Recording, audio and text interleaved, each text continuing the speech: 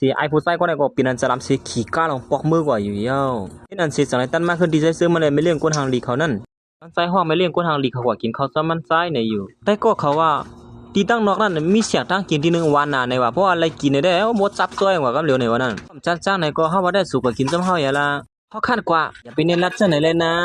ยันนั้นมันใส่ก็สังว่าส่วนม้วนด้วยดีๆล่ะเพราะส่วนเลยเสือเฮาไหนเพราะยามนั้นสุดที่บ่หมอกเฮาก่อมเซอหมอกเฮาตอนสูนั่นอันใจตอนนางนั้นตึงมีอยู่อันว่านั่นน่ะเฮ้ยอย่าไปว่าเส้นนั้นเลยเฮาเหยียบหมอกสุดเส้นไหนผมว่าเฮาเลยเจอสุยในกว่านั้นมันก็เป็นรองธรรมดามันเกี่ยวนั่นไม่เลี้ยงเขาตีไปออกกว่านั้นก้วยหนังเก่ามันใส่ก็สังไรลาสมควรมันแทงว่ากวนๆมาหาลองสู้ยุงสวนเหมือนนั้นเฮาฮู้ว่าเขาเป็นเผอมีลงตั้งอำนาจกะหือในนั้นกะบ่มาสู้ยุงจมผู้หญิงก่อนเฮาเลยเจอได้เฮาเตรียมปล่อยหมู่ซุ่มเขาไว้ในอยู่เดี๋ยวในกว่าเขาวนว่าเขาเตรียมพาดมาหาลองสู้ยุงสุดเทียงเยาว่านะก็เขาอยู่ที่ไหนเตรียมมีพาหาดมาให้สุนะอย่างนั้นมันนั่งก็อำลาดสักสิสังไรไปลงโคไลนั่นกว่าเมื่อฮอดมาถึงกลางโคไลนั่นสังลาดขึ้นมาว่าเมื่อในวัยวัน3 มองเฮามีปังกุมว่าเสียขึ้นปังกุมเย้าลองเฮา2ก้อนนั่น2ก้อยว่ากันแทงกล้ามนึงล่ะว่าค่ะเฮาดิปสวยกวยอีเตมันก็ใครกว่าซ้ำเฮาอีกก้อยลงแน่เฮ็ดอันเสียสลายต้านมันที่ปังกุมหลวงเขาอันจัดเฮ็ดกว่านั้นเมื่อยามนั้นคนเหตุการณ์เขาตั้งนำตั้งหลายอันมีสั้นสูงนั่นก็สังไรมาโฮมนาการพร้อมซ้อมอำเจอมาขึ้นปังกุมซ้อมให้เวลานำนางลงเฮาละปังกุมเฮาได้ซากว่าเนี่ยเฮว่านั้นก่อนเป็นหัวหน้าคนเหตุการณ์นั่นก็สังลุกขึ้นมาลั่นว่าไม่เล่นค่ะพอปังกุมมันเฮาขาดติขึ้นปังกุมมันเมื่อได้นั่นลองทัดสร้างตัวคนเหตุการณ์นั้นวันเมื่อในเฮาขาดติมาขึ้นปังกุมอูโอกันค่ะเพราะฉะนั้นก็ขาดติหมอกลัดคอความเสียซับแรงไหลสังล่างในกว่ากำเหลียวค่ะไม่เล่นเฮามาเจ็ดตัวคนเหตุการณ์เสียมันเป็นกว่าซึ่งนั้นซึ่งไหนเขาลองตามมันได้ก็มือถือหาความหัวพี่น้องของก็ตัวอย่างก้อยกะละหาความพกให้หมดละครับ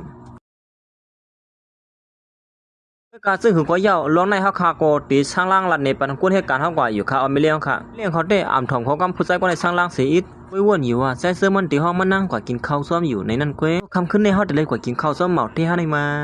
ตั้งต้นยำก็เลยซ้อมเหมาเสียปอในเป็นมาเสือตื่นเตียนล่ะนางก็วนถึงใส่เสื้อมันเสียยุ่มวิดยุ่มบอดอยู่ห้างก็เหลียวมันเห็นนั้นลูกน้องมันสร้างร่างและขึ้นปังกลุ่มอยู่นั่นก็มันน้ำเข้าใจสังเมื่อเดือนคาเดล่าได้ก็มีหนังไหนก้อยค่ะเป็นชื่อพองคาไปเลี้ยงค่ะไม่เล่นค่ะคาซับล่างก็ไม่เริ่มยินค่ะนี่เขาเป็นสังกวยเอาขนาดนี้ขันเจอแกมือคนเหตุการณ์เขาด้วยมันนั่งอยู่ก็มันน้ำเข้าใจสังยุ่มยิดยุ่มบอดอยู่ให้หนานี่นะเนี่ยเล่นค่ะไม่เล่นยิงก็ในกที่ข้าห้องเสียมัน2-3 กำมันนั่ง2 ก้อยคู่ตัวมันอีสังละตัวเขาย่ำหนังไหนเนี่ยล่างเยาเขาตั้งถ่อมเห็มจังว่าเข้มเต้เนี่ยอันสุรัตเมื่อไกลเนี่ยนะเขาถ่อมกูกองกูกำมันนั่นไม่เล่นเขาว่าอย่างนั้นมาไม่เล่นเขาเหตุการณ์เฮือหนาละเลยหรือเฮือนำกินคะเลยไม่เหลียวแน่วันไม่เล่นเขาเป็นทีมน้ำไม่ก็มองเนี่ยอย่างนั้นมันนั่งขอสไลด์ป้องใส่เสื้อมันขึ้นมากับเดียวไอ้เนี่ยเปลี่ยนสายเตะเฮ็ดให้เขามีสมาธิฮิตหมอกพอยามเหตุการณ์นี่ล่ะเกาไล่น่ะนั่นก็ขึ้นมาลัดเลยลูก